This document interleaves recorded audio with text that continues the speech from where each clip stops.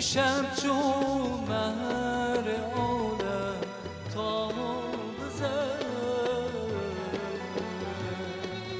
تا شب چون مهر عالم تا بزد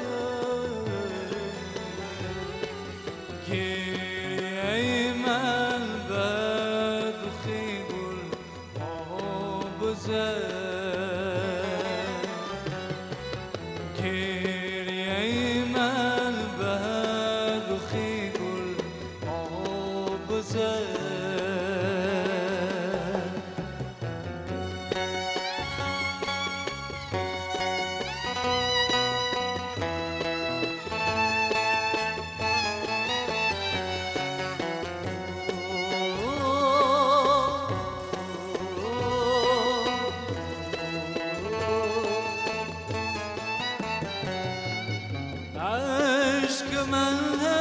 چشم نرگس خواب شد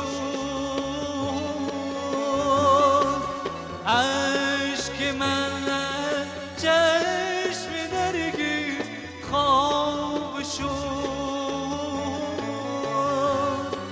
سبز از هنگامه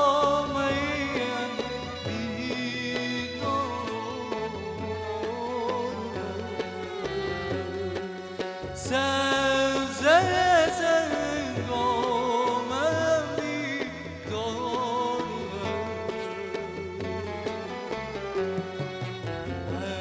عشق من از چشم نرگس خواب شد گریه من بر رخ گل آب زد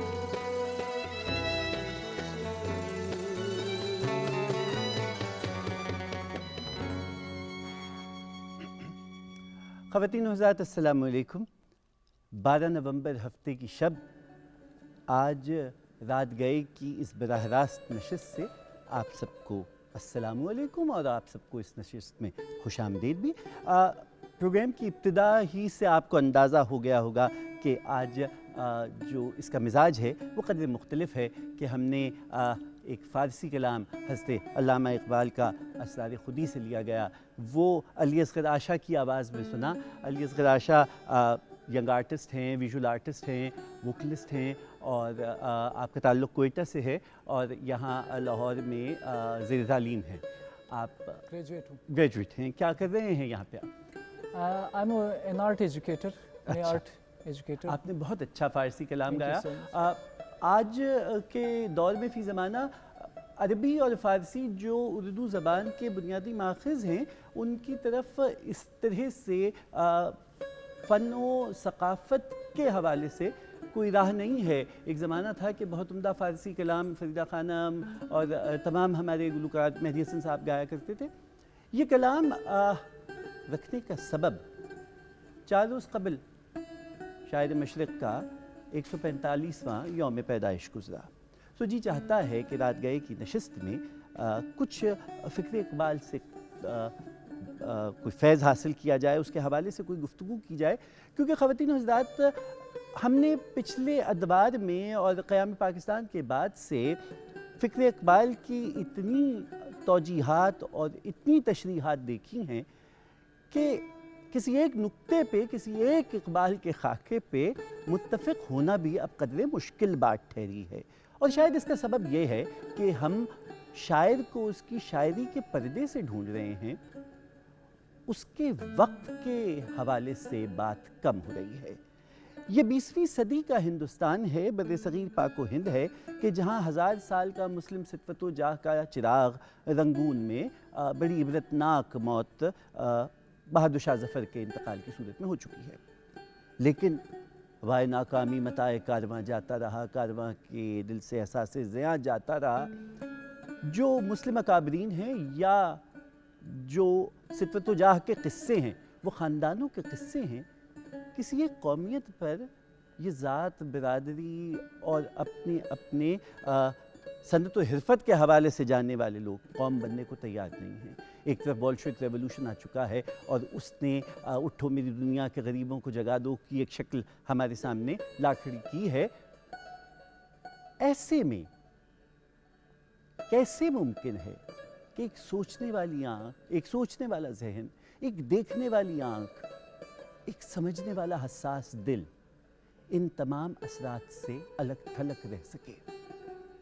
مختلف اکابرین مختلف گفتگو کر رہے ہیں. کہیں سے جہاد کی صدا آ رہی ہے, کہیں سے بالکل بدل جانے کی صدا آ رہی ہے, کہیں سے روایت پسندی کا درس دیا جا رہا ہے. کچھ ایسے ہیں جو مصلح کا کردار کرتے ہوئے کچھ جدت ترازی کی بات کر رہے ہیں. اور ایسے میں مسلم قوم ہر ایک سمت دیکھ رہی ہے لیکن کوئی راہ متعین نہیں ہو رہی.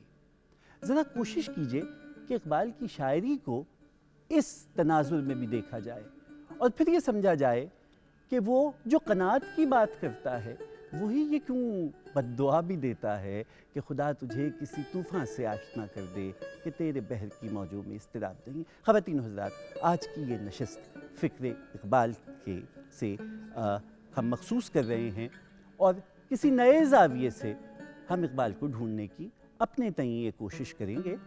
میں اس میں محض طالب علم کا کردار اس لیے ادا کروں گا کہ میں چاہوں گا کہ میں ان کی انگلی پکڑ کر اس ناآشنا رستے پہ چلوں کہ جن کی جہاں دیدہ نگاہوں نے بطور معلم اور بطور محقق بہت کچھ دیکھا ہے. سو آج کے پروگرام میں جہاں ہم علی اصغر آشا اور پھر علی اصغر آشا کے بعد وحدت رمیز ہمارے بہت اچھے گلوکار ہیں, ان کی آواز میں کلام اقبال سے فیض حاصل کریں گے, وہیں میری آج کے عہد کی ایک ہی ایسی شخصیت ہے کہ جو نئی نسل کو اس طرح متاثر کر رہی ہے کہ کون کہتا ہے نئی نسل بزرگوں کی بات نہیں سنتی. خواتین و حضرات, یہ ساری گفتگو لیکن ایک مختصر سے وقفے کے بعد.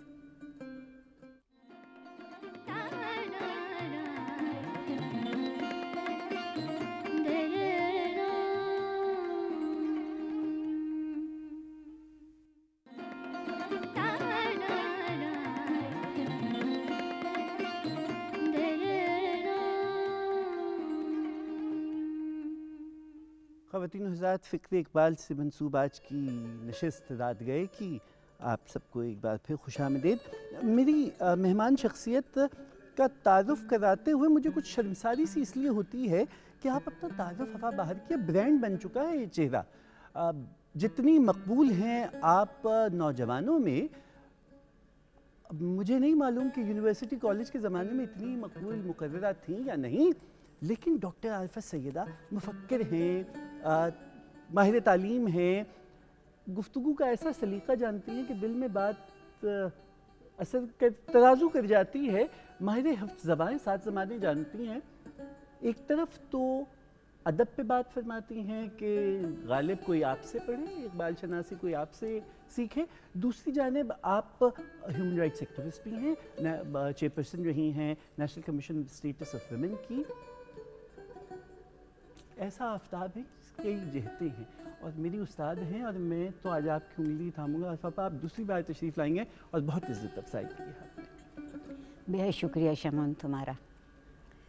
تمہارے پاس آ کے اور بات کر کے اس لیے اچھا لگتا ہے کہ میری اور تمہارے عمر کے بیچ میں جتنی نسلیں ہیں ان کی بات ہوتی ہے.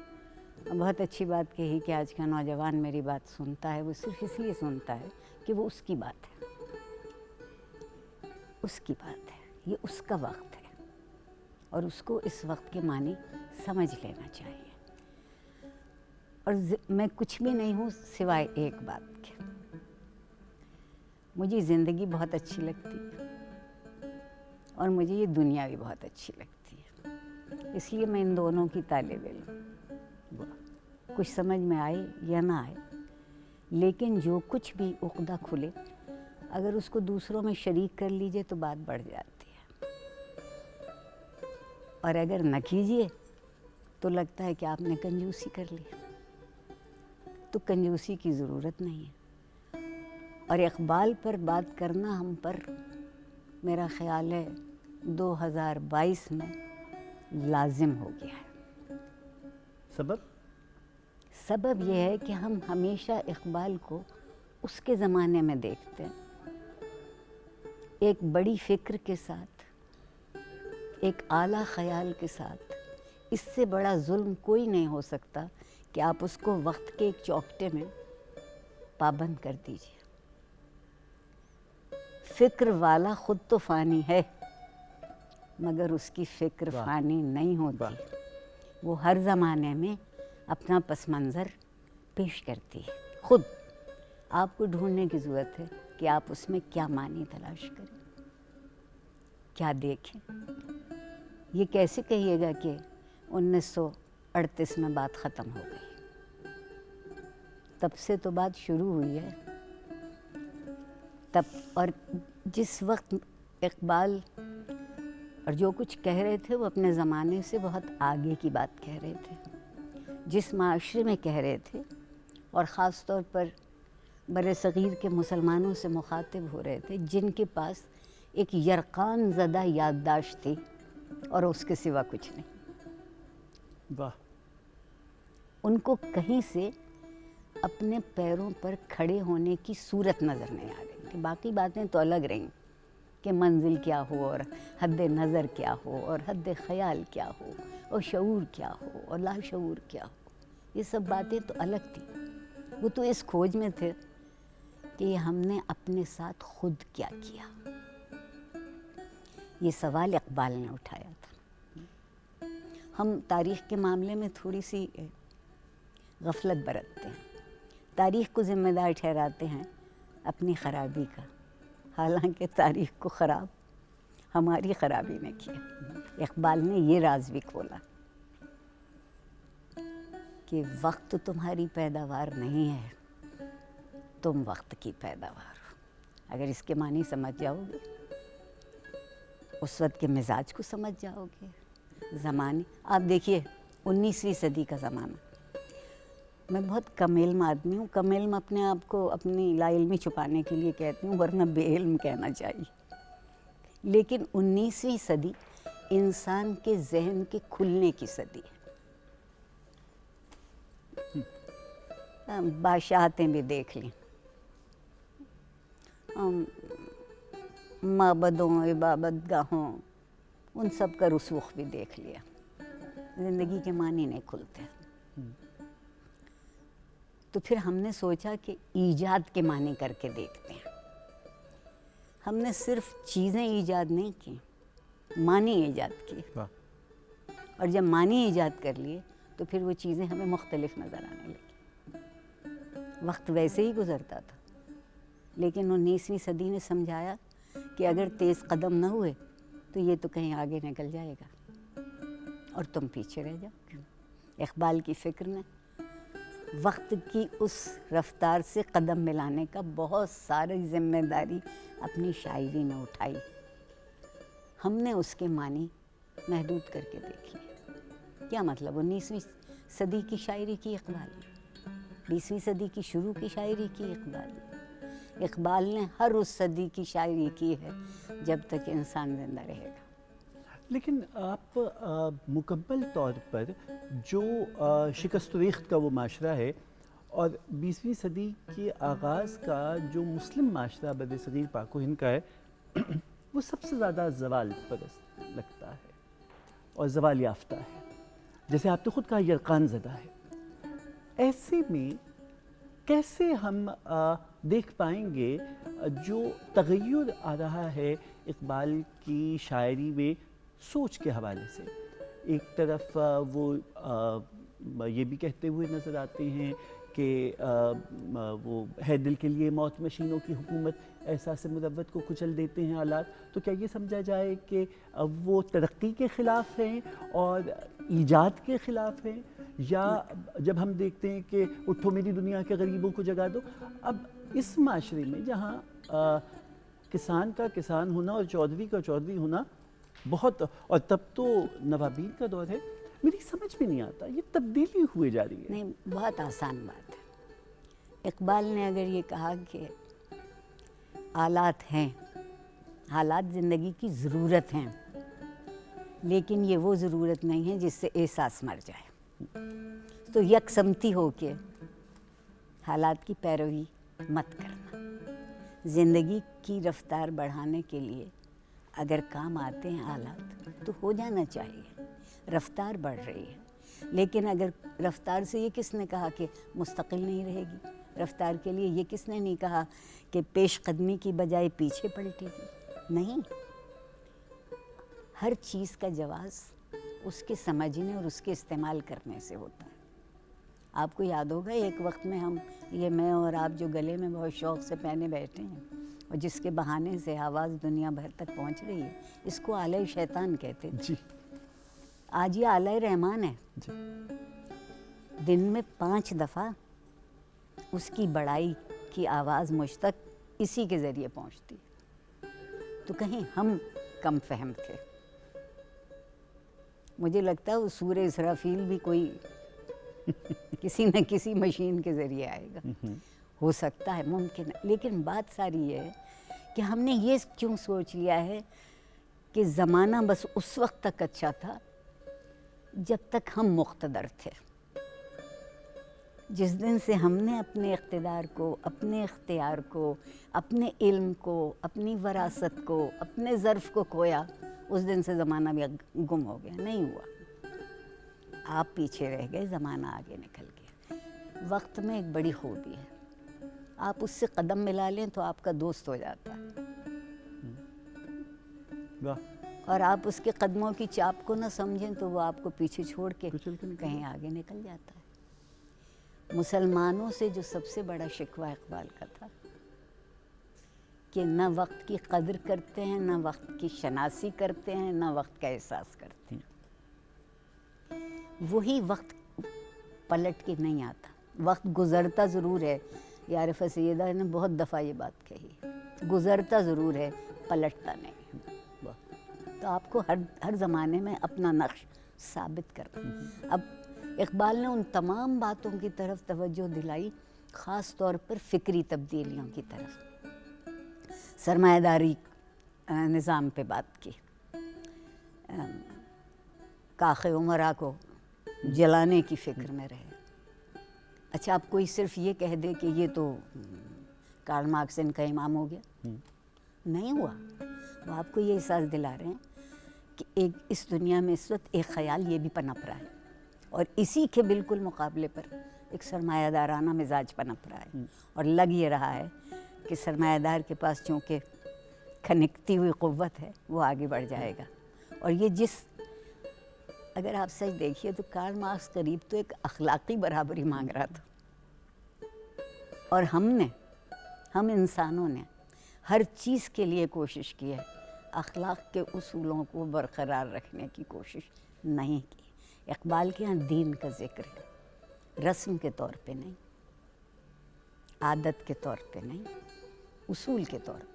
میں اس بات کو مانتی ہوں کہ دین اصول ہے، وہ 19ویں صدی میں بھی تھے، وہ 20ویں صدی میں بھی ہیں، وہ 21ویں صدی میں بھی ہیں، اور جتنی صدیاں اور ہیں وہ اصول قائم رہیں گے۔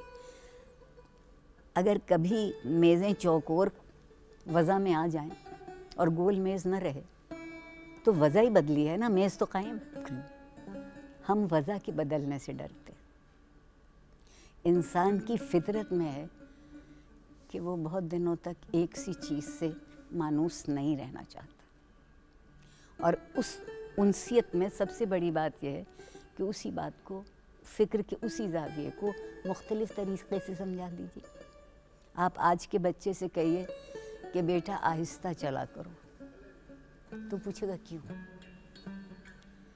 تو وہ جو مجھ سے میرے بچپن میں کہا گیا تھا وہ بیکار ہے، وہ نہیں سمجھے گا اس بات کو کہ وہ آہستہ کیوں چلے۔ آپ کو اس کو یہ بتانا ہے کہ وقت سے آگے بھی نہ نکلنا، وقت کے پیچھے بھی نہ جانا، وقت کے ساتھ چلو گے تو صحیح۔ تو کیا ہم سمجھیں کہ اقبال ہمیں یہی بات کہنا چاہ رہے ہیں کہ وقت کے ساتھ چلو؟ جی بالکل کہیں اقبال نے یہ نہیں کہا ہے کہ تم جو ہو وہ کسی ایک جگہ پہ کھڑے ہو جاؤ۔ جو ہمیں اپنے وقار کا اور اپنی عزت کا اور اپنی نمود کا وقت لگتا ہے بس وہ ہمارا ہے، ہر وہ وقت ہمارا ہے جب ہم خود کو ثابت کر سکیں کہ ہم زندہ ہیں۔ اگر ایسی بات ہے عاطف آپا، تو جو عام طور پہ کہا جاتا ہے کہ اقبال کی شاعری میں اشارے اور تشبیہات کے ذریعے آپ جو دیکھتے ہیں وہ بہت سے تصورات کو دیکھتے ہیں۔ ہم نے اس میں سے کوئی ایک لفظ چن لیا اور آپ ہی نے فرمایا کہ 4 لفظوں کو جانتے ہیں آج ہم، اور وہ سودا جو ہے وہ تمام سیاسی مکتب فکر، تمام فکری مکتبہ فکر، جس میں سیاست بھی شامل ہے، مذہب بھی شامل ہے، روایت پسند بھی شامل ہیں، ترقی پسند بھی، وہ سب جسے کہتے ہیں اپنا اپنا چودن بیچ رہے ہیں، اور نام اقبال کا ہے۔ کہیں مرد مومن کا تصور جو ہے وہ پروگریسو زمرے میں آتا ہے کہ جو تبدیلی کا استعارہ ہے، تو کہیں وہی مرد مومن وہ ہے کہ جو مسلم نشاط ثانیہ کی بات کرنے آ جائے۔ پھر وہ شاہین کا کانسیپٹ جس طرح سے یہاں بیچا گیا، یہ جو استعارے تھے ان کو ہم نے اپنی منزل بنا لیا ہے، یا اس کے پیچھے اقبال کی کیا فکر تھی؟ بالکل وہی فکر ہے جو کسی استعارے کے پیچھے اس کے معنی ہوتے ہیں۔ شاہین کا استعارہ آپ سے کیا کہتا ہے؟ کسی کا دوسرا مارا ہوا جانور اس کا رزق نہیں ہے، تو ایک عزت نفس تو یہ ہے کہ زندہ رہنا ہے اپنے زور بازو پہ۔ ہم بسیرا کر، ہم زور بازو ڈھونڈنے کی بجائے بسیرا ڈھونڈ رہے ہیں۔ اقبال نے شاہین کے لیے بسیرا نہیں ڈھونڈا تھا۔ اگر شاہین بھی بسیرا کر لے گا تو کرگس کیا کرے گا؟ دوسری بات یہ ہے کہ ہم لفظوں کو صرف لفظ دیکھتے ہیں۔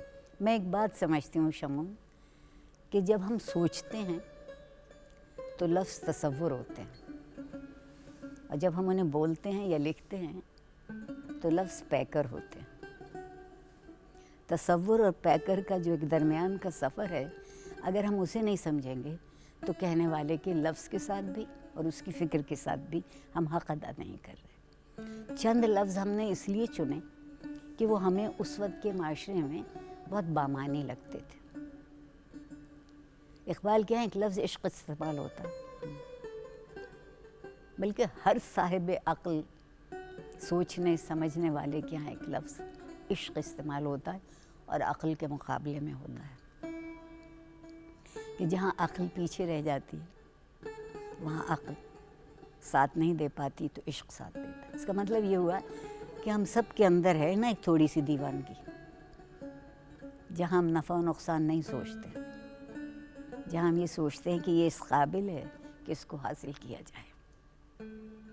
اگر اس کا حصول قبولیت کا درجہ پا لے تو اس کو عقل کے پیمانے پہ پورا اترنے کی ضرورت نہیں رہی.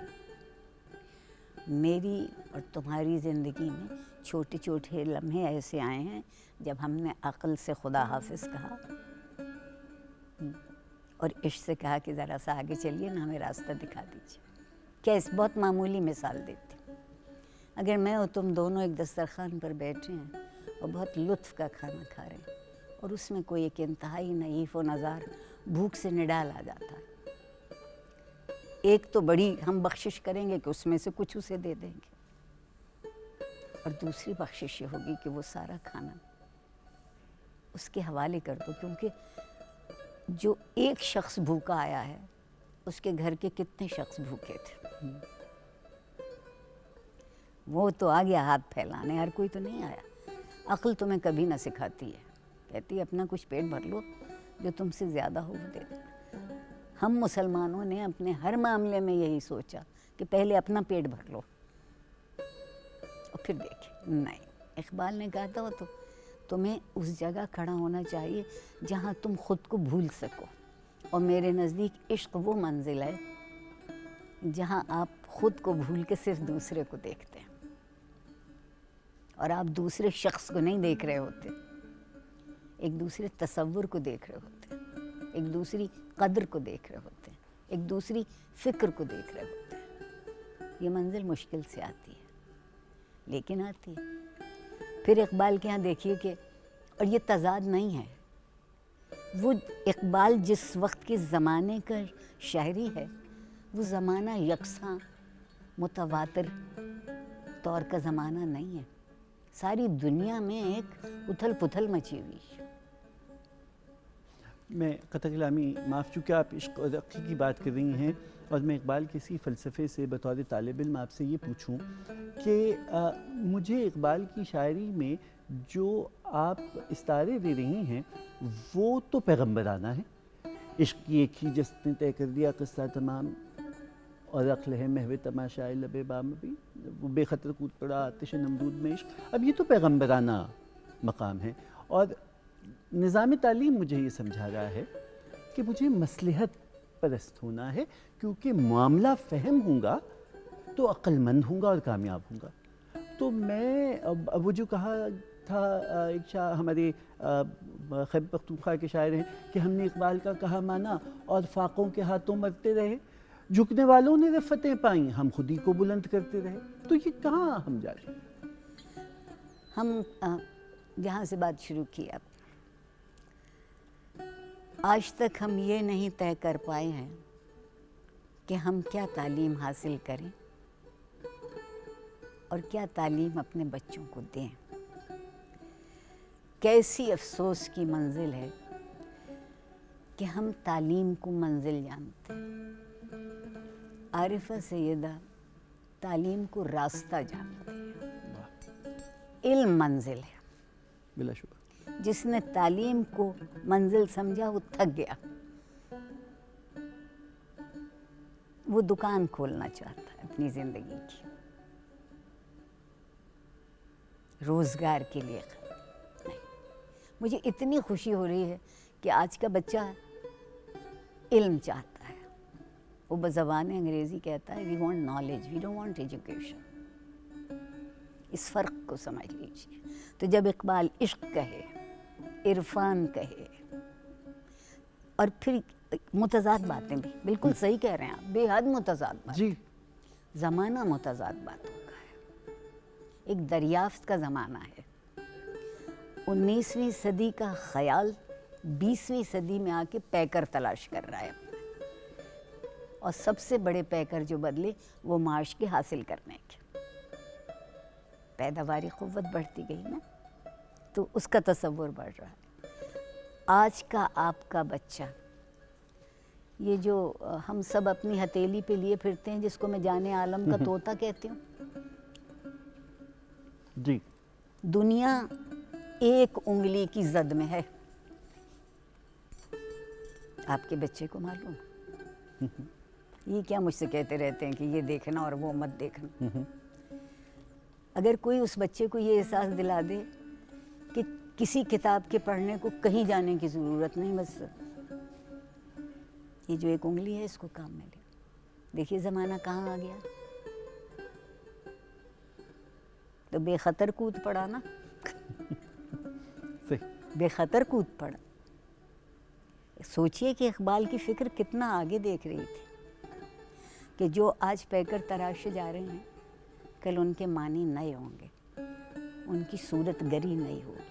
ہم نے ان کے معنی وہیں رکھ لیے. خود ہی کے معنی کیوں نہیں ہیں اپنے آپ کو پہچاننا؟ تو کیا صرف اقبال کے وقت میں اپنے آپ کو پہچان سکتی تھی؟ اور نہیں میں اتنی خوش نصیب ہوئی کہ اقبال سے ملتی تو میں کبھی خود ہی سے نہیں مل پاؤں گی. اقبال اگر خود ہی ڈھونڈ رہے ہیں اور محمد علی جناح سے کہہ رہے ہیں کہ تمہارے سوا کوئی دوسرا اس کشتی کو پار نہیں لگا سکتا، اور محمد علی جناح وہ آدمی ہے جو یہ کہتا ہے کہ جو وقت کے مزاج کو نہیں سمجھتا وہ کچھ نہیں سمجھتا. میں جناح اور اقبال کی اس بحث پہ آپ سے ضرور یہ سوال کروں گا، کیونکہ میرا وہ بڑا طالب علمانہ سوال ہوگا کہ یہ موازنہ جو ہے میر و دبیس کی طرح انیس و دبیس کی طرح بہت ضروری ہے.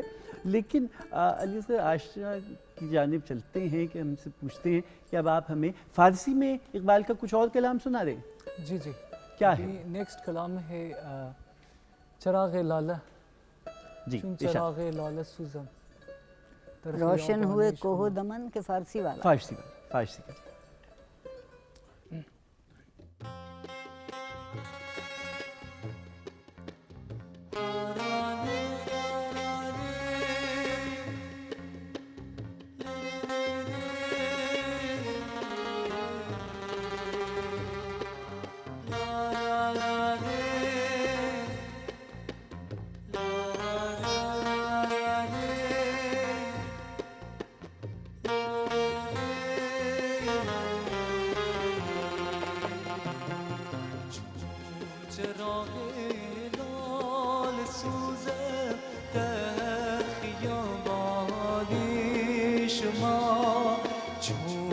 چراغ لال سوزم در خیابان شما، ای جوانان عجم جان من و جان شما، ای جوانان عجم جان من و جان شما.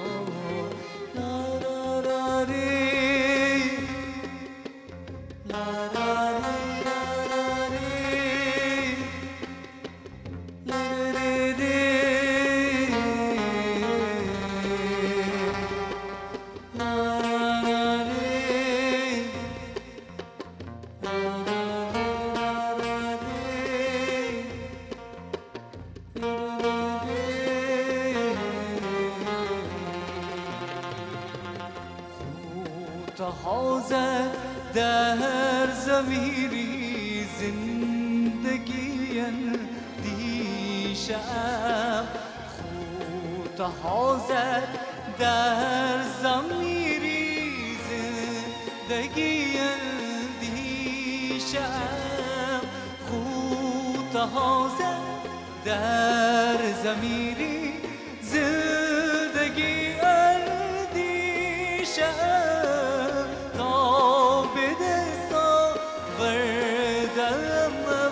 کار پنهانی شما، ای جوانان عجم جان من و جان شما.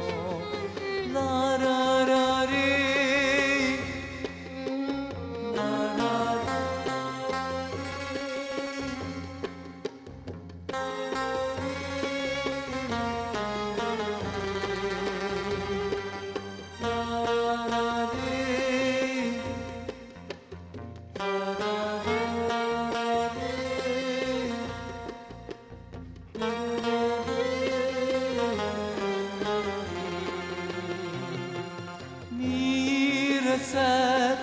مردی که زنجیر غلامان بیش کند، دیده ایم از روز زنی دیوار پنهان شما حلقه گیر دیم زنید ای پیکران یا بگیر آتشی در سینه دارید از نیتان شما ای نوجوانان عجب جان منو جان شما ای نوجوانان عجب جان منو جان شما لا لا لا ری لا لا لا لا ری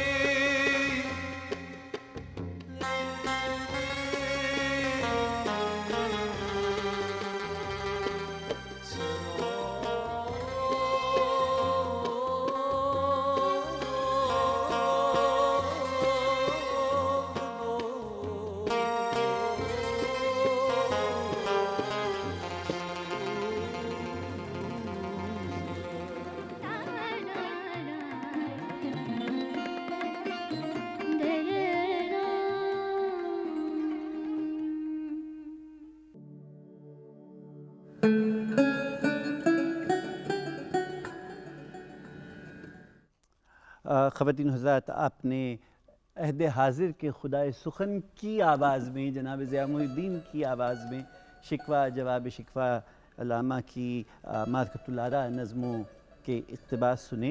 شکوہ انجمن حمایت اسلام کے جلسے میں پڑھی گئی اور اس پہ بہت تنقید بھی آئی۔ آپ دیکھیے، مجھے اتنی سی بات کہنے کی اجازت دیجیے، آپ کے قطع کلامی کی معذرت چاہتے ہیں۔ شکوہ بذات خود اپنے وقت سے کہیں آگے کی نظم ہے،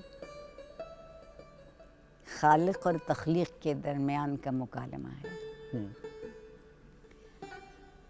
اور تمنا کی بات ہے، کسی اور چیز کی بات نہیں شکوے میں، سوائے گنائے تو وہ سب جو کیا تھا، لیکن کہہ وہ سب رہے ہیں جو جی چاہتا ہے، جس کی دعا ہے۔ تو جو شخص شکوہ لکھ رہا ہے وہ کیسے صرف ایک وقت کا پابند ہوا، رشتے کی نوعیت بدل دی کہ اعتبار جس قدر بندے اور خدا کے درمیان ہو سکتا ہے وہ کسی اور کے درمیان نہیں۔ دوسری بات جو ہمیں سمجھائی کہ مکالمے کی بھی ایک بہت بڑی حیثیت ہے، جس کی ہم نے اپنے معاشرے سے اجازت ہی ختم کر دی ہے۔ مکالمہ بندے کا خدا سے ہے، اور کس چیز کے لیے مکالمہ ہے کہ جب حالات میسر تھے تو ہم نے کر دیا، اور تمنا کیا ہے کہ یہ جو نامساعد حالات ہیں ان سے کیسے نپٹیں۔ الفاظ اگر میں یہیں آپ سے ایک سوال کر لوں، کیونکہ مجھے معلوم ہے کہ آپ اتنے ہی ذوق و شوق سے غالب بھی پڑھاتی ہیں، یہ جو شکوہ ہے یہ سوال تو غالب نے اٹھا دیا تھا، ہیں آج کیوں ذلیل کہ کل تک نہ تھی قبول گستاخی فرشتہ ہماری جناب میں، اور جو سوال کرنا ہے تو کیا ضروری ہے کہ سب کو ملے ایک سا جواب، آؤ نہ ہم بھی سیر کریں کوہ طور کی؟ تو کیا ہم یہ کہہ سکتے ہیں کہ اقبال غالب کی فکر کا تسلسل ہے؟ آپ چاہے یہ کہہ لیں چاہے کچھ بھی کہہ لیں، ہر ذہین شخص جو ہے وہ سوال اٹھائے گا۔ قرآن آپ سے کہتا ہے وَاسْأَلُوا، اور سوال کرو، جو سوال نہیں کرتا اسے جواب نہیں ملتے، وہ بھی نہیں دیتا ان کا جواب۔ سوال تو مدعا کا بیان ہے، چاہتے کیا، چاہیے کیا۔ اگر مدعا ہی نہیں ہم کہہ پائیں گے تو دعا کس طرح کریں گے، اور دعا نہیں کر پائیں گے تو ملے گا کیسے؟ دعا کے معنی صرف لفظ نہیں ہے، تلقین عمل ہے کہ جو نہیں ہے اس کے لیے کچھ کرگزرو مل جائے۔ اور اقبال، ایک بات میں ہمیشہ کہتی ہوں کہ غالب نہ ہوتا تو نہ اقبال ہوتے نہ فیض۔ واہ واہ. دونوں نہیں ہو سکتے کیونکہ جو حوصلہ غالب دیتا ہے نا کہ حضور ہم جو بھی ہیں آپ ہی کے ہیں, آپ ہی نے ہمیں بنایا, پھر کس جگہ کہاں پھنسا دیا ہم. اور غالب کے یہاں تصور دیکھیے, خدا کرے کہ یہ شعر آپ اس نشر میں نشریات میں شامل رکھ سکیں. وفاداری بشرط استواری اصل ایمان ہے. وفاداری بشرط استواری اصل. مرے بت خانے میں تو کعبے میں گاڑو برہمن کو. تو یہاں عمل تو نہ ہوا نا, خیال شریک. وفا, ہم نے وفا کے معنی نہیں جانے, ہم مصلحت کو وفا جانتے ہیں. اور مصلحت صرف ایک چیز سکھاتی ہے, بے وفائی. بہت عمدہ. بے وفائی, وفاداری کے معنی مصلحت کو نہیں آتے. اقبال نے مصلحت نہیں سکھائی کہیں. اقبال نے, میں پہلے بات شروع کی تھی کہ کیوں قائد اعظم کو لاڈ کر کے, تلقین سے, خوش آمد سے یہ یقین دلا کے کہ تمہارے سوا کوئی اور یہ کام نہیں کر پائے گا, اس لیے واپس آ جائیے. آپ کہیں اقبال کے ہوتے ہوئے وہ قائد اعظم سے کیوں کہہ رہے ہیں؟ وہ اس لیے کہہ رہے ہیں کہ اقبال کے پاس فکر ہے, اور وہ جو میرا قائد تھا اس کے پاس عمل تھا. جہاں کھڑا ہو جاتا تھا پھر کوئی اسے ہلا نہیں سکتا تھا اس بات سے. اور مسلمانوں میں تمام عمر اور آج تک جس چیز کی کمی رہی وہ علم پر عمل کرنے کی. بلا شبہ. علم تو آنا چاہیے خود کو خوش کرنے کے لیے. جب آپ چیزیں پہچاننے لگتے ہیں, معنی جاننے لگتے ہیں, تو اس سے بڑی کوئی خوشی نہیں ہوتی, اور پھر اس سے بڑا کوئی مقصد نہیں رہتا زندگی کا. بے مقصد زندگی صرف وہ گزارتا ہے جسے سب کچھ اپنے لیے چاہیے. دل بینا بھی کر خدا سے طلب. اقبال تو کہہ رہے ہیں دل بینا بھی کر خدا. آنکھ کا نور دل کا نور نہیں ہے, آنکھ کے نور سے منکر نہیں ہے, لیکن جو نور حقیقتیں دکھاتا ہے وہ ہم کیوں نہیں دیکھتے, اس کی ایک ذرا سی بات ہے. ہمیں تکلیف اٹھانا اچھا نہیں لگتا. ایک نسل تکلیف اٹھائے گی تو دوسری میٹھے پھل کھائے گی. ایسا نہیں ہوگا کبھی. اور اقبال کے ساتھ یہ زیادتی ہے کہ جو معنی ہماری سمجھ میں اس وقت آ رہے تھے وہی معنی ہماری سمجھ میں آج بھی آئیں. تجربہ معنی بدل دیتا ہے. آج سے لوگ آپ کسی سے جا کے کہتے ہیں میرا کمپیوٹر خراب ہے, وہ کہتا ہے اچھا آپ ذرا بیٹھیے کرسی پہ اینڈ اوپن یور ونڈوز. تو آپ کمرے کی کھڑکی کھولنے نہیں جاتے. کیوں نہیں ہم ایسے سمجھ سکتے؟ زبان کے معنی بدل دیے. جی بالکل. سرے سے بدل دیے. اور کوئی زبان جو نئے معنی اختیار کرنے کو تیار نہ ہو وہ آگے نہیں بڑھ پائے. کہ اردو کے ساتھ یہی ستم کیا ہم نے کہ اس کو کبھی ہم نے نئے معنی میں نہیں سمجھا. ہمیں اس سے کمر کی پیمائش تو توقع کرتے ہیں. وہ طرز کہن پڑھنے والی بات جو ہے اقبال خود کہہ گئے تھے. اور اقبال نے جس قدر تغییر اور تغیر دونوں چیزوں کی بات کی کسی دوسرے شاعر نے اتنی نہیں کی. اقبال کو نظر آ رہا تھا کہ یہ وقت خود کو بدلنے کا ہے. ہم نے خود کو بدلنے کے جو معنی ڈھونڈے وہ اپنی مرضی کے ڈھونڈے. ہم نے اقبال کے معنی نہیں ڈھونڈے.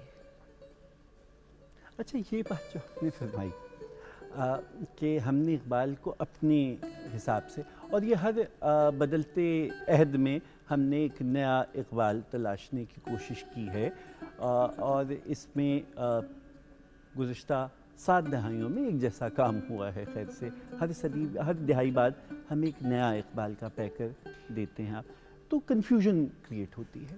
اس لیے کہ ایک طرف تو ہمیں قائد اعظم کی تقاریر سے ایک بڑا پروگریسو مائنڈ سیٹ نکلتا ہوا نظر آتا ہے کہ جو لبرلزم کی, ایکوالٹی, سوشل جسٹس کی بات کرتا, دکھائی دیتا ہے. اور دوسری طرف ہم شاعری کے پردے سے ایسا اقبال لے کے آتے ہیں جو ہم بہت روایت پسند سمجھتے ہیں, جو اقوام مغرب پہ اپنی ملت پہ قیاس اقوام مغرب سے نہ کر, خاص ہے ترکیب میں قوم رسول ہاشمی, تو وہ ہم اسے مذہب کے پیرائے میں لے آتے ہیں. تو پھر یہ سمجھ میں نہیں آتا کہ وہ اقوام مشرق سے خطاب کیوں کر رہے ہیں اور وہ شاعر مشرق کیوں ہیں.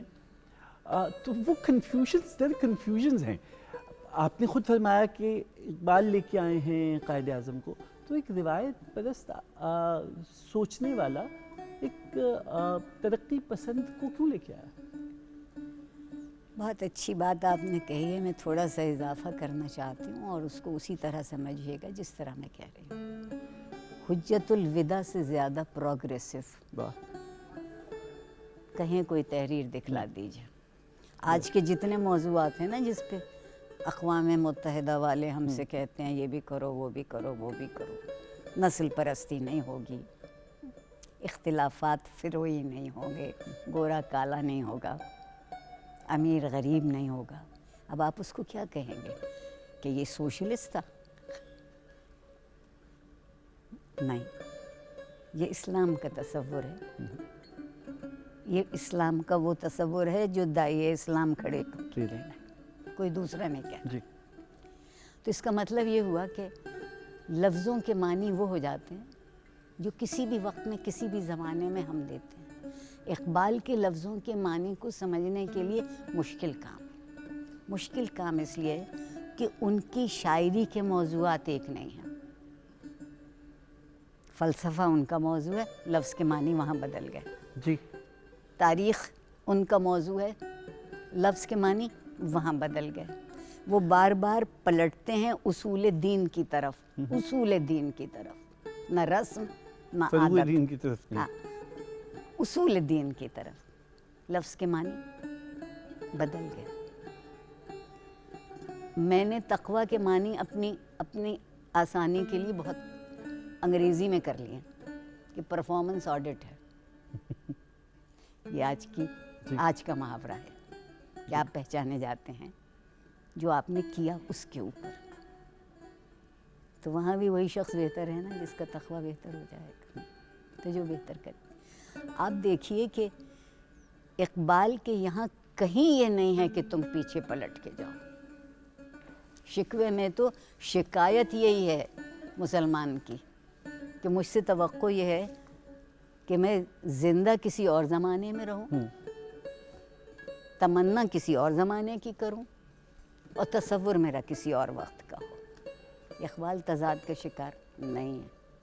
اگر میں اقبال کو محبت سے کہوں تو وہ اپنے وقت کا بہت سچا نمائندہ ہے. جو کچھ بھی ہو رہا ہے سب کی بات آپ کے سامنے لا کے کھڑی کر کے دیتے. کیا نظم ہے ابلیس کی مجلس شورا. جی. آج آپ یہ کہتے ہیں کہ وہ جو ہیگل میاں تھے وہ ہمیں سمجھا گئے کہ تھیسس اور اینٹی تھیسس اور سنتھسس کیا ہوتا ہے. اقبال کی مجلس شورا پڑھ لیجئے نا. تھیسس کیا ہے, اینٹی تھیسس کیا ہے, خیر کیا ہے, شر کیا ہے, اور سنتھسس کیا ہے. ابلیس مذہبی نقطۂ نظر سے اچھا مجھ سے کہا گیا ہے کہ چونکہ میوزک کی جانب جانا ہے تو یہ سوال میں اٹھائے رکھتا ہوں. ضرور. آپ رمیز ہمارے ساتھ موجود ہیں. رمیز بہت شکریہ, آپ تشریف لائے. آپ پہلے بھی رات گئے کی نشست میں آ چکے ہیں. پاک پٹن سے آپ کا تعلق ہے اور غزل, ٹھمری, لوگ سب یکساں بہت اچھا گاتے ہیں. آپ پہلے اپنی آواز کا جادو جگا چکے ہیں. آج ذمہ داری کٹھن ہے اس لیے کہ آج کلام اقبال کا حق ادا کرنا ہے. اور یہ جو پہلا کلام ابھی پیش کریں گے, میں اس کے بارے میں بھی سوال آپ سے کرنا چاہوں گا کہ جب ریلیجس ڈکشن سے اقبال کوئی تشبیہ اٹھاتے ہیں تو کیا اس کا مقصد مخصوص ہے یا وہ صرف ایک تشبیہ اور استعارے کے طور پہ لے رہے ہیں, خود ہی کا سر نہاں لا الہ الا اللہ.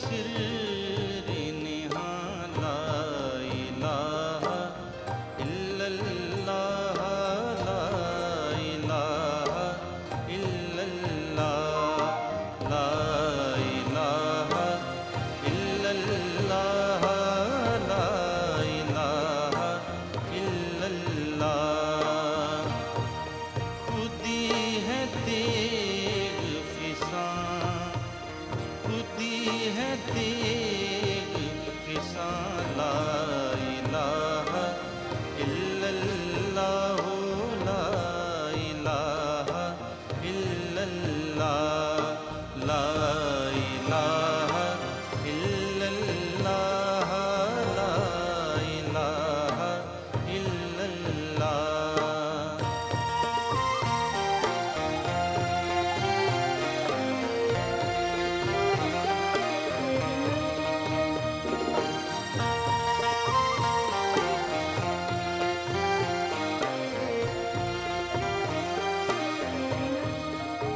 یہ دور اپنے برائم کی تلاش میں ہے یہ دور اپنے برائم کی تلاش میں ہے صنم کدا ہے جہاں صنم کدا ہے جہاں لا الہ الا اللہ لا الہ الا اللہ لا الہ الا اللہ لا الہ الا اللہ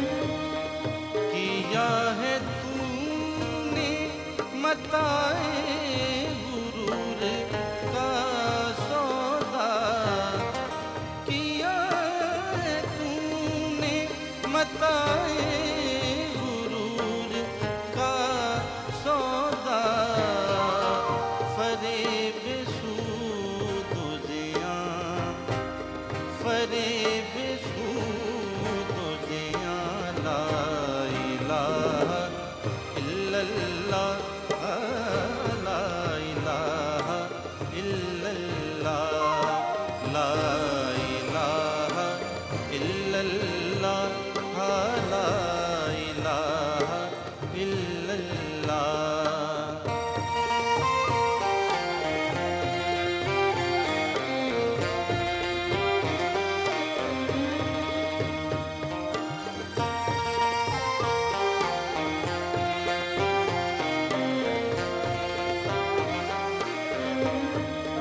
اگرچہ بت ہے جماعت کی آستینوں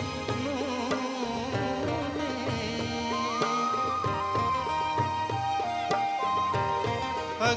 اگرچہ بت ہے جماعت کی آستینوں میں مجھے ہے حکم اذاں مجھے ہے حکم اذاں لا الہ الا اللہ لا الہ الا اللہ لا الہ الا اللہ لا الہ الا اللہ لا الہ الا اللہ لا الہ الا اللہ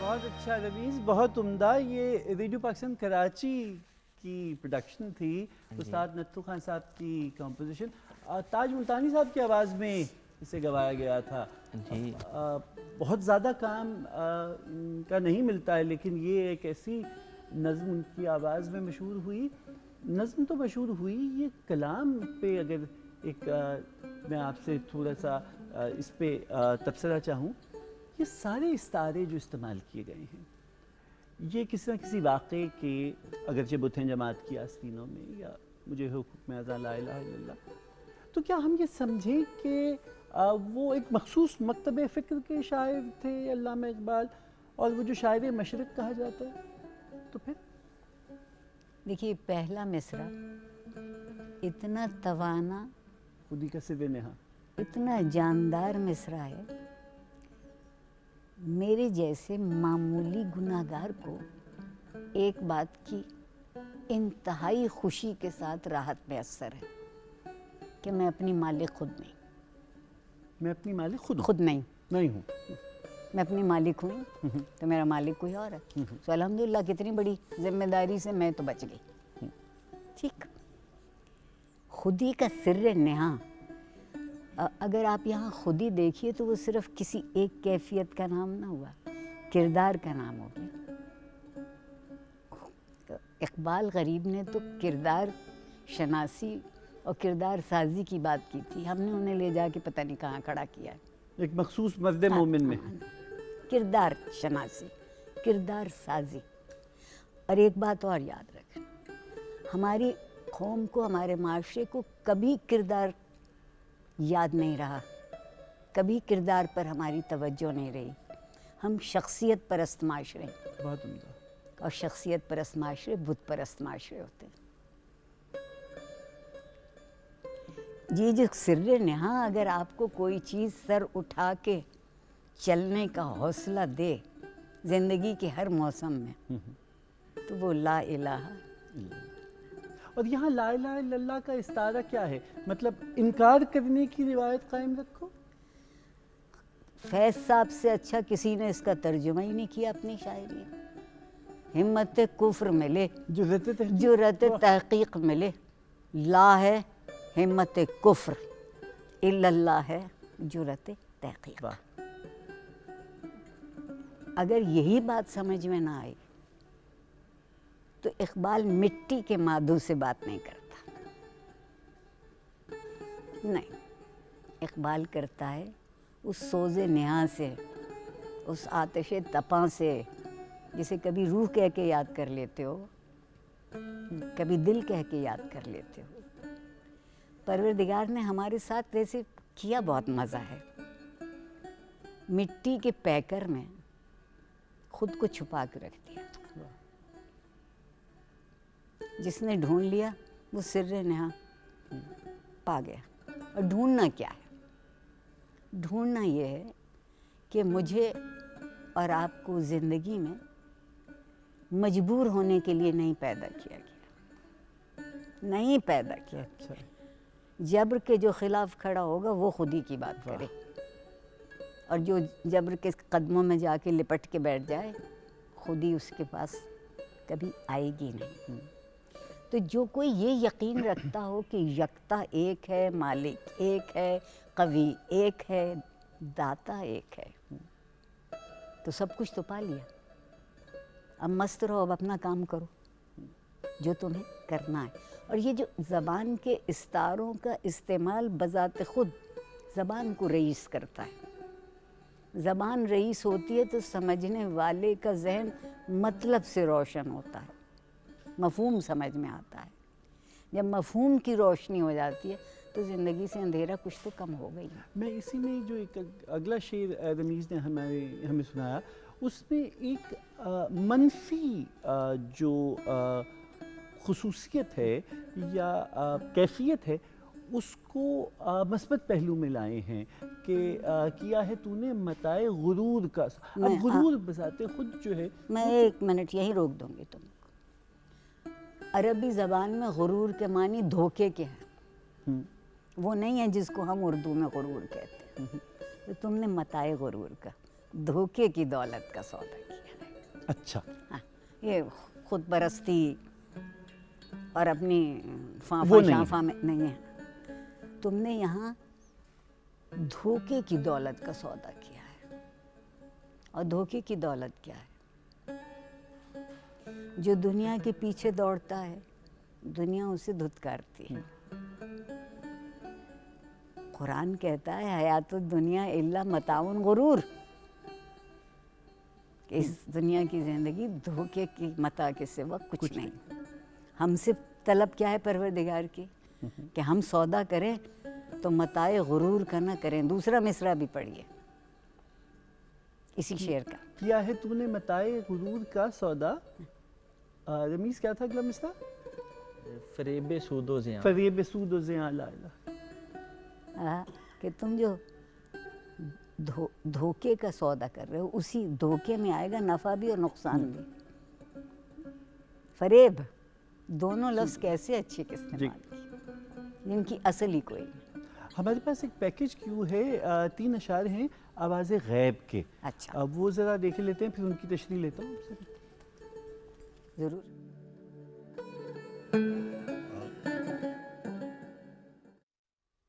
کیوں تیری نگاہوں سے نہیں لرزتے افلاک. کس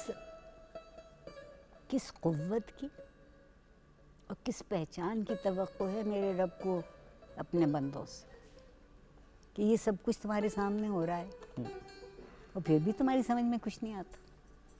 کیوں وہ نہیں کرتے جو کرنا چاہیے. اور یہ جب اقبال نے جب کبھی بھی کیوں اور کیا اور کب اور کہاں کا لفظ استعمال کیا ہے تو ہمیں یہ یاد دلایا کہ ہم سوال نہیں کرتے. سوال صرف وہ ذہن کرے گا جو متجسس ہے, جستجو چاہتا ہے کسی چیز کی. ہم کیا چاہتے ہیں؟ تلاش کیے بغیر کچھ مل جائے. نہیں ہوگا ایسا. وہ جو آپ نے چند مصرے سنے وہ یہی کہتا ہے. اقبال کے ہاں عمل سے پہلا جو قدم ہے وہ مکالمہ ہے. وہ تجسس کو جگائے گا, وہ عمل کی طرف لے جائے گا اور پھر عمل اپنے جو بھی آنکھ زمین دیکھ فلک دیکھ فضا دیکھ. کہیں بھی جو اچھا ایک اور بھی بڑی بات ہے کہ جو چیزیں دل میں ہیبت پیدا کرتی ہیں اقبال ان کی ہیبت مٹاتے ہیں. زمین دیکھ فلک دیکھ, وسعت اس سے زیادہ کا تصور انسان کی سمجھ میں آنا مشکل ہے. تو کیا ہوا؟ تم تو بھیجے اس لیے گئے تھے. تم تو بھیجے اس لیے گئے تھے کہ تم اس سب کو دریافت کرو گے. اور دریافت کے کیسے اچھے معنی ہیں کہ جو چیز گرفت میں آ جائے, یافت ہو جائے, مل جائے تم کو. تو پروردگار ہمیں کس چیز کی تلاش میں مبتلا رکھنا چاہتے ہیں؟ دولت کی, منصب کی, اقتدار کی, یا علم کی, بصیرت کی؟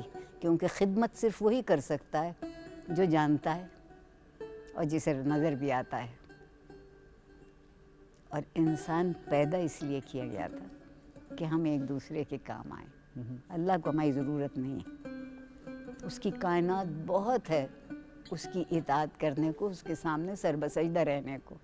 ہمیں ضرورت تھی, ہمیں ضرورت تھی بحیثیت مخلوق, بحیثیت تخلیق خود کو سمجھنے کی. اور پروردگار اقبال نے جو کچھ بھی کہا ہے وہ کہیں بھی آپ دیکھیں گے کہ جو اسلام کی فکر کا مرکز ہے اس سے الگ نہیں ہے.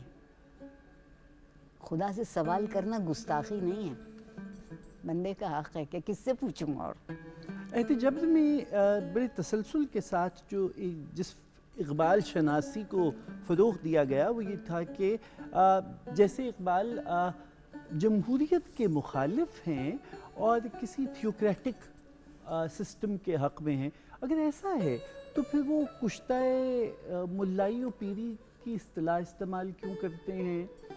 اور جو یہی ملا ہے جو چرا کر بیچ کھاتا ہے کا جو شعر ہے وہ ایک اپنا پورا فلسفہ رکھتا ہے. کیا کس قسم کا نظام میں حکومت اقبال چاہ رہے ہیں؟ جمہوریت کس کو کہتے ہیں؟ کیسا نظام؟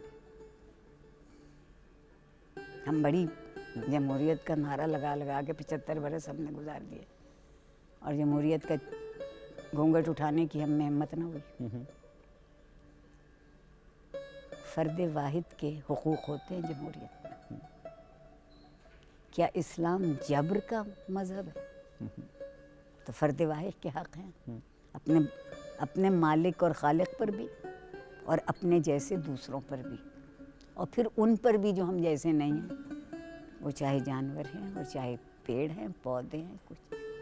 کتنا حق مجھے دیا, کتنا حق, کیسی سربراہی. سر اٹھا کے جینے کا سلیقہ میں بار بار کہے جاتی ہوں. اقبال, اچھا جس جمہوریت کو اقبال نے اچھا نہیں کہا, اگر آج ہوتے تو خدا جانے یہ شعر کیا کہتے ہماری جمہوریت کے لیے. اور بہت مزیدار شاعری ہوتی, بہت پرلطف شاعری ہوتی. اقبال اس جمہوریت کو تسلیم نہیں کرتے جس میں ذرا سی اکثریت ایک بہت بڑی اقلیت کو لے کے ڈوبتی ہے. قائد اعظم کا تو کمال اور احسان یہ ہے, کوئی اور مانے نہ مانے میں مانتی ہوں, کہ ایک اقلیت کے لیے ایک آزاد مملکت. واہ. نہ دنیا میں ان سے پہلے ہوا, نہ دنیا میں ان کے بعد. ان کا جو سوانح نگار ہے اسٹینلے والپر, جو میری خوش نصیبی سے میرا استاد ہے, اچھا, وہ لکھتا ہے کہ یہ کام اور کسی نے نہیں کیا. تو آپ دیکھیے, اگر آپ کو آپ کا اعتبار اقبال لوٹانا چاہتے ہیں اور ان تمام باتوں کا ذکر کرتے جاتے ہیں جو دنیا میں موجود ہیں اور جن کی وجہ سے فکر پریشان بھی ہوتی ہے کہ یہ راستہ صحیح ہے یا یہ راستہ صحیح ہے یا میں کہاں جاؤں. اقبال نے آپ کو انگلی پکڑ کے نہیں چلایا, وہ نہیں چلانا چاہتا, وہ تو صرف آپ کے شعور کو زندہ دیکھنا چاہتا ہے کہ ہے قوت امتیاز, برے بھلے کی تمیز کر سکتے ہو تو پھر یہ سب کچھ ہے دنیا میں. اور بات کہاں ختم کر دی کہ ہر چیز کا سر نہاں جو ہے وہ اس کی حاکمیت پر ہے. ہم نے کیا کیا ہے کہ ہم نے پروردگار کی حاکمیت کے تصور ہی کو نہیں سمجھا ہے. مجھے معاف کر دینا, ہو سکتا ہے اس پروگرام کے بعد مشکل ہو جائے. اس لیے نہیں کیا ہے کہ ہم سمجھتے ہیں پر ہم خود کو کیسے ثابت کریں گے. فرد بھی اپنے آپ کو جماعت کے بغیر ثابت نہیں کر سکتا. یہی سوال میں آپ سے بھی کرنا چاہ رہا تھا کہ آپ نے بھی بات کی کہ فرد کی تکریم کی بات کرتے ہیں, لیکن دوسری طرف انفرادیت بمقابلہ اجتماعیت کی ایک بحث بھی ہے. لیکن رمیز سے پہلے کچھ سنے لیتے ہیں اور پھر اس کے بعد میں آپ سے یہ فرد قائم ملت سے ہے تنہا کچھ نہیں, موج ہے دریا میں اور بیرون دریا کچھ نہیں, یہ اور ہر فرد ہے ملت کے مقدر کا ستارہ, تو دو باتیں ہیں نا. جی رمیز. جی میں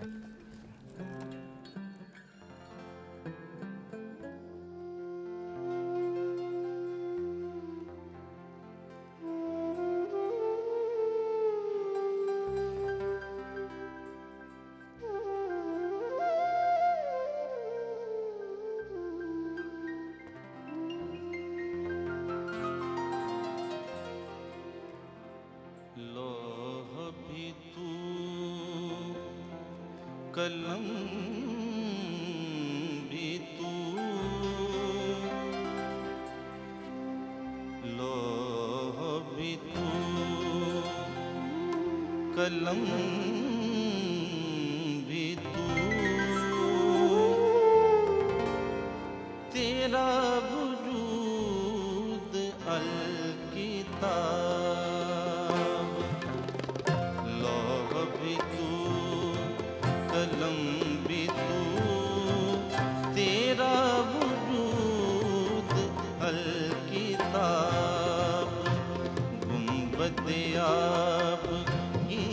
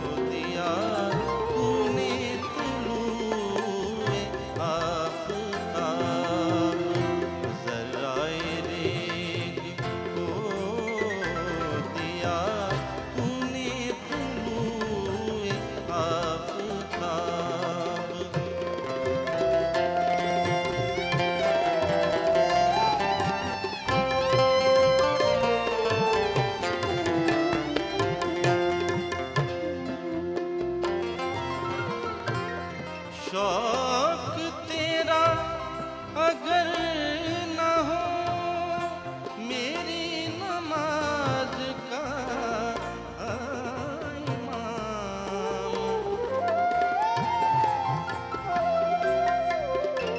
شوق تیرا اگر نہ ہو میری نماز کا امام، میرا قیام بھی حجاب، میرا قیام بھی حجاب، میرا سجود بھی حجاب، میرا قیام بھی حجاب، میرا سجود بھی حجاب۔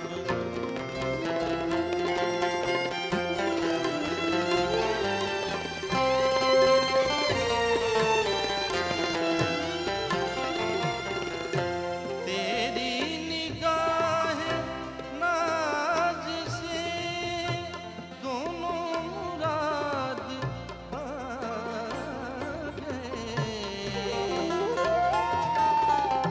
تیری نگاہ نگاہ نگاہ نگاہ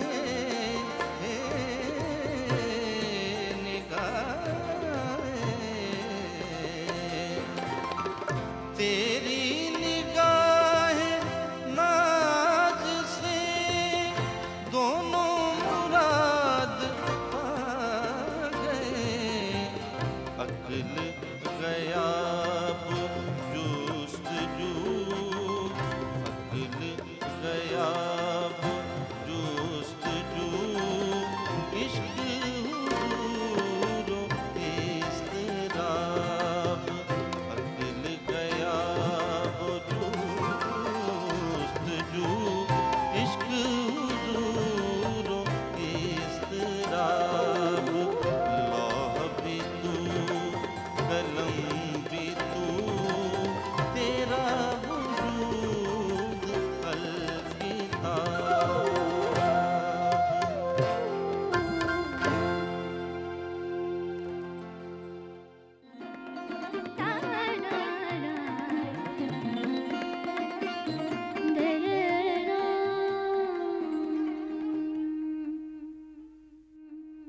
خواتین حضرات، رات گئے کی نشست میں ایک بار پھر خوش آمدید۔ ہم فکر اقبال کے حوالے سے ایک نئی زاویے سے دیکھ رہے ہیں۔ محترمہ ڈاکٹر عارفہ سیدہ کی معیت میں، ان کی رہنمائی میں کوشش ہے یہ۔ عارفہ، ہم بریک پہ جانے سے پہلے وحدت نے جو اقبال کا عشق رسول ہے اس کی ایک مجسم شکل، لوح بھی تو قلم بھی تو تیرا وجود الکتاب، گنبد آبگین رنگ تیرے محیط میں حباب، اور شوق تیرا اگر نہ ہو۔ اب یہ اللہ کی نماز ہے، شوق بندے کا، وہ انسان کامل کا، وہ جو سید الانبیاء ہیں ان کی جانب رخ۔ یہ ایسی نعت تو اس سے پہلے یہ لہجہ تو نہیں سنا گیا تھا۔ مزے کی بات یہ ہے کہ یہ نعت انسان کامل کی تصویر بھی ہے، تصور بھی ہے۔ مزے کی بات یہ ہے کہ یہ کسی ایک شخص کی تعریف نہیں ہے، یہ ایک انسان کی اس طرح کی تعریف جس کے لیے لوح بھی، جس کے لیے قلم بھی، جس کے لیے کتاب بھی، سب کچھ اس۔ اب ذرا سوچئے کہ انسانیت کو اسلام کہاں دیکھتا ہے اور اقبال انسانیت کو کہاں دیکھتے ہیں۔ رسول اللہ صلی اللہ علیہ وسلم سے جب بھی پوچھا گیا، آپ نے فرمایا کہ میں ایک انسان ہوں۔ قرآن نے آپ کی بات پہ گواہی دی، مگر ایک اضافہ کر دیا، خیر البشر، خیر البشر ایسنس ہے، عطر ہیں یہ انسانیت کا۔ تو یہ نعت عطر انسانیت کی نعت ہے۔ واہ۔ اچھا مجھے شخص تشخص میں بڑا فرق پڑ جاتا ہے. اور پھر یہ دیکھیے کہ اقبال کے نزدیک رسول اللہ کی ذات کامل کے پہلو کیا ہیں. ایک مکمل انسان جو دنیا کی ہر ذمہ داری سے بھی نبٹنا چاہتا ہو اور جب سجدے میں ہو تو اس کے شوق کو خاموشی سے آواز دیتا. آپ دیکھیے تو صحیح کیا کمال ہے. دو دنیاؤں میں بیک وقت رہنے والا آدمی, خیال, احساس اور زمینی حقیقتوں کے درمیان. ابھی شکوے میں بھی کہہ دیا تھا جب آوے کی محمد سے وفا تو نے تو ہم تیرے ہیں. اتنی سی بات. اور یہ جہاں چیز ہے کیا, تقدیر لکھ لو پھر تم اپنی. اچھا اب اس پہ تو بہت بات ہو سکتی ہے, اور اسی میں اگر آپ اور چلے جائیے تو جو امام علی مقام کی مدحت ہے, اس میں شبیری کو جس طرح سے بیان کیا ہے, اور یہ کہ اسلام کے دامن میں اس کے سوا کیا ہے, سارا کچھ سمیٹ دیا. شاید یہ کہ جو بھی اپنے دور میں مزاحمت کا استعارہ ہے اور جبر کے خلاف جو قوت بھی کھڑی ہو رہی ہے, اقبال اس کو تسلیم کرنے میں سب سے آگے آنا چاہیے تھا. لوگ اقبال کو ایک مرن یا مرنج قسم کا شاعر کیوں کہنا چاہتے ہیں؟ وہ زندگی میں جرأت آموزی کا لفظ جو ہے کتنی دفعہ استعمال ہوا ہے. اقبال کی شاعری کیوں جرأت کو دعوت دیتے ہیں؟ پروردگار کا مقصد اس دنیا کو بنانے کا کچھ ایک جہان نو کو دیکھنے کی پروردگار کو تمنا تھی. اس جہان نو کی تخلیق میں معمولی چیز نہیں ہو سکتی تھی. ہم نے معمولی کر دی, وہ ایک الگ بات. بات تو غیر معمولی تھی. اس سطح کی مثال ہو, اس سطح کی تعلیم ہو کہ جس سے اوپر کچھ ہو نہ سکتا ہو. بتائیے. اچھا اب دامن وقت پہ چونکہ گنجائش بہت کم ہے, میں نے بہت سی اہم چیزیں آپ سے پوچھنی ہیں کہ میرے جیسے جتنے کم نمبر لینے والے آپ کے نالائق شاگرد ہیں, ان کے لیے بہت ضروری ہے کہ ایک اور تہمت جو اقبال پہ ہے وہ یہ ہے کہ آپ اینٹی وومن ہیں.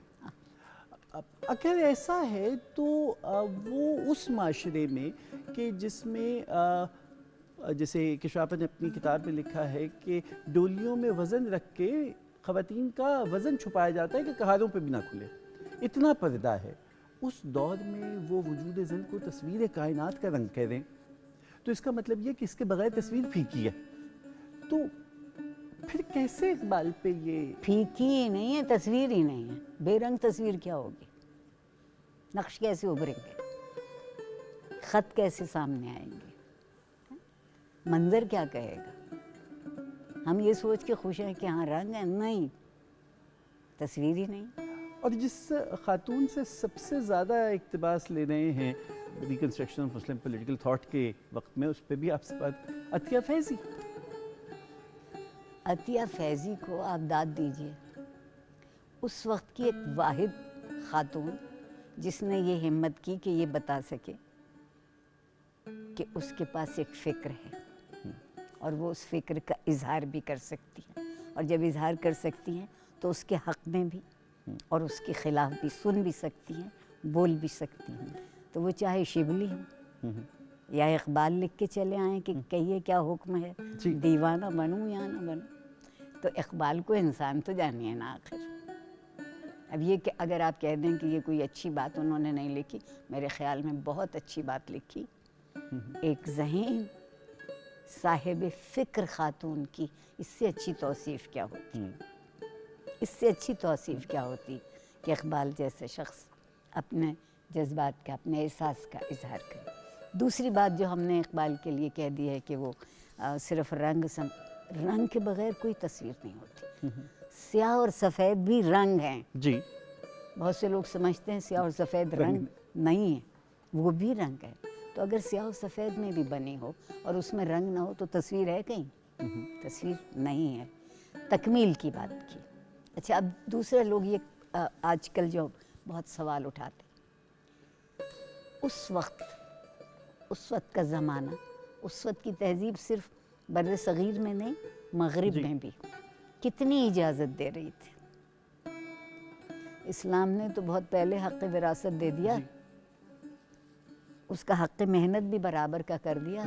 امریکہ بہادر تو 20ویں صدی میں آ کے وہ سارے قانون بناتے ہیں. تو سوال یہ پیدا ہوتا ہے کہ ہم یہ کیوں سمجھتے ہیں کہ اقبال نے چونکہ ہمارے زمانے کی بات نہیں کی اس لیے وہاں اقبال ڈر گئے. نہیں, اقبال کا زمانہ ہے, بغیر ڈرے بات کہہ رہے ہیں. اور تھوڑا سا اکبر الہ آبادی کے زیر اثر بھی ایک آدھ ربائی کہہ دی, کوئی حرج نہیں. کچھ تو ایک جو شاعرانہ اجازت ہوتی ہے جی, وہ آپ شاعر کو دے اور وہ دیجیے. ظریفانہ کلام, وہ ظریفانہ کلام ہے. دوسرا یہ کہ ہم نے ایک اپنے ذمے تھانے داری کا کام کیوں لگا رکھا ہے. ہم یہ کیوں نہیں دیکھتے کہ وہ شخص ایک زمانے میں زندہ ہے, اس زمانے کی ایک فکر ہے, خیال ہے, ایک تہذیب ہے, طور طریقے ہیں, کھانے پینے کا انداز ہے. کھانے پینے میں اگر ہماری باقاعدہ انتخاب ہے تو زندگی میں بھی انتخاب ہوگا. تو یہ جو مرد مومن ہے یہ جینڈر بائسڈ نہیں ہے. نہیں آپ دیکھیے, بھی مرد مومن ہیں. ہاں میں بھی مرد مومن ہوں, اس لیے کہ قانون آج بھی جب انسانوں کی بات کرتا ہے تو مین لکھتا ہے جی, اس میں مراد یہ نہیں ہے کہ سب عورتیں کہیں یا مر گئیں یا جی. ان کو کوئی ذکر نہیں ہے. اب تو کانسٹیٹیوشن بھی کہتا ہے مین انکلوڈ. نہیں, ایک عہد سے یہ بات طے ہو گئی کہ قانون جب مرد کہے گا تو وہ اچھا. اگر اور شعر کی ضرورت بھی ہے, عورت مومن کا قافیہ نہیں رہے گا, نسائے مومن نہیں. اور مومن بھی کوئی جینڈر نہیں ہے, کوئی جنس نہیں ہے, کوئی صفت ہے, امتیاز ہے. اور مومن کے کیسے اچھے مامن جو مامون ہو گیا, محفوظ ہو گیا. اور محفوظ کس سے ہوا؟ بد اخلاقی سے. دین کا نام صرف اخلاق کا ہے. مکارم اخلاق کے لیے مومن وہ ہے جو بد اخلاق نہیں ہو سکتا, محفوظ ہو گیا. وہ نہ اس حلقہ یارہ تو بریشم کی نہ اس کے ہاتھ سے, نہ اس کی زبان سے, نہ اس کے خیال سے کسی کی توہین یا کسی کو تکلیف, چاہے کوئی بھی ہو. اقبال نے کیا اچھا تصور دیا کہ ہم جن سے متفق نہ بھی ہوں ان کی بھی عزت کر کے جی سکتے ہیں. یہ جو آج آپ کے ہاں مثالی معاشرے کے بہت سارے نمونے ہیں جس میں لاک اور روسو بہت بولا کرتے ہیں, وہ یہی دو باتیں تھیں. بد اخلاقی کی گنجائش نہیں زندگی میں.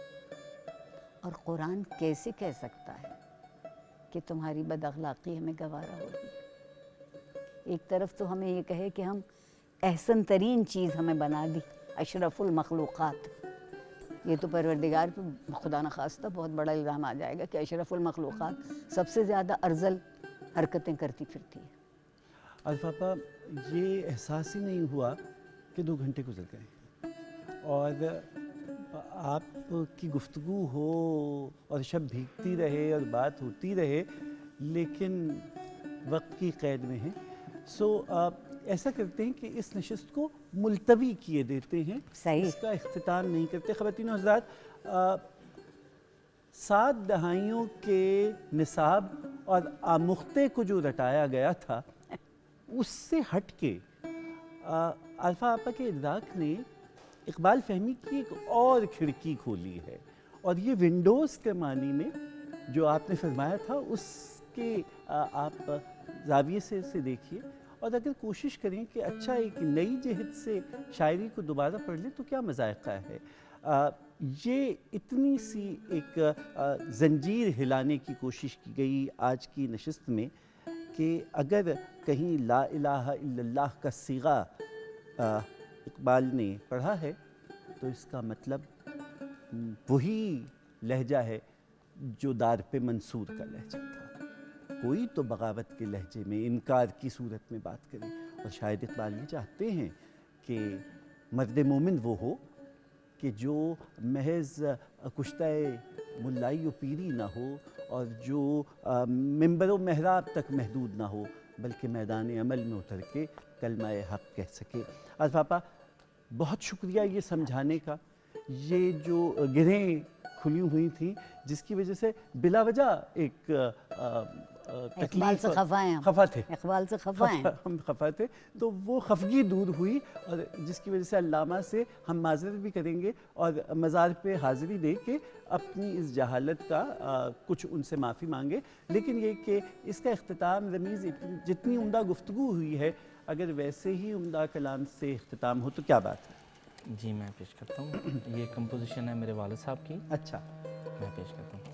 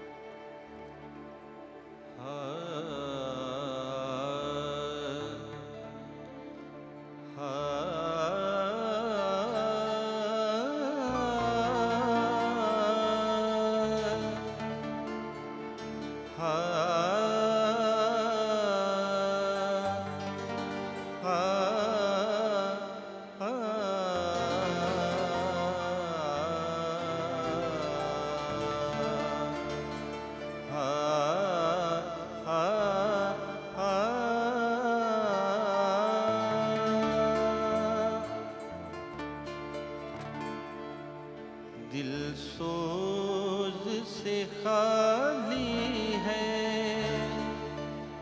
دل سوز سے خالی ہے، نگہ پاک نہیں ہے، دل سوز سے خالی ہے، نگہ پاک نہیں ہے، پھر اس میں عجب کیا کہ پھر اس میں عجب کیا کہ تو بے باک نہیں ہے، دل سوز سے خالی ہے۔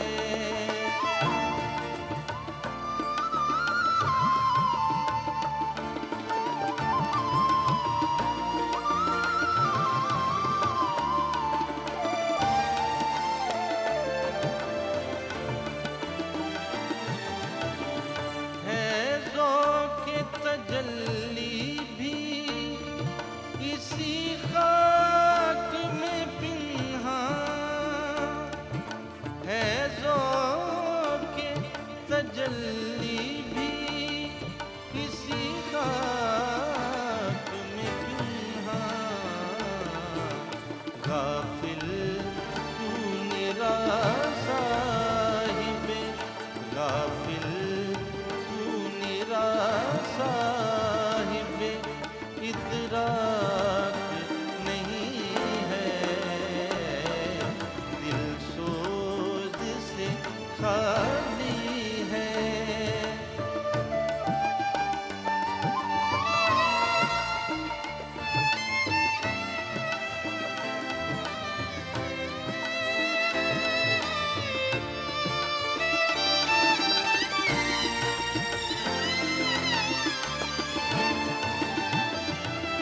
کیا صوفیوں ملا کو خبر میرے جنوں کی،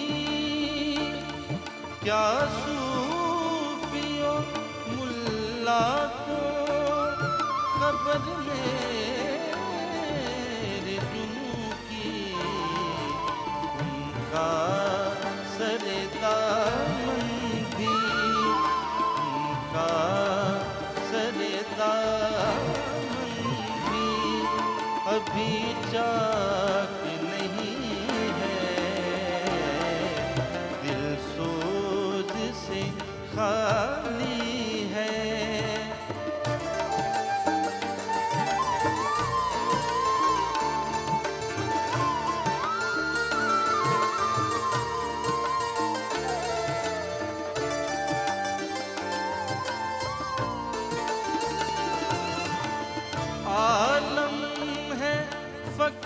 مومن جانباز کی میراث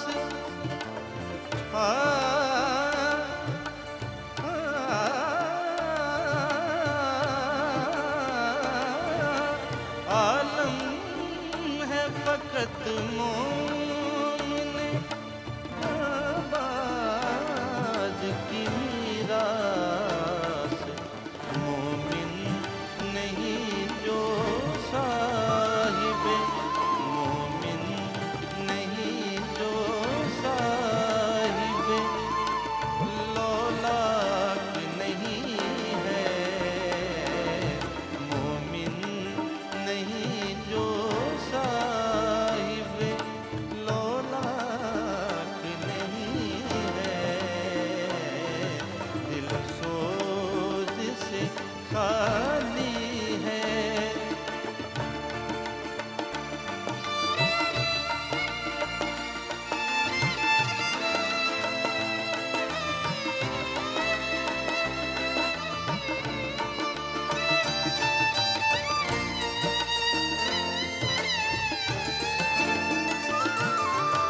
کیا صوفیوں ملا کو خبر میرے جنوں کی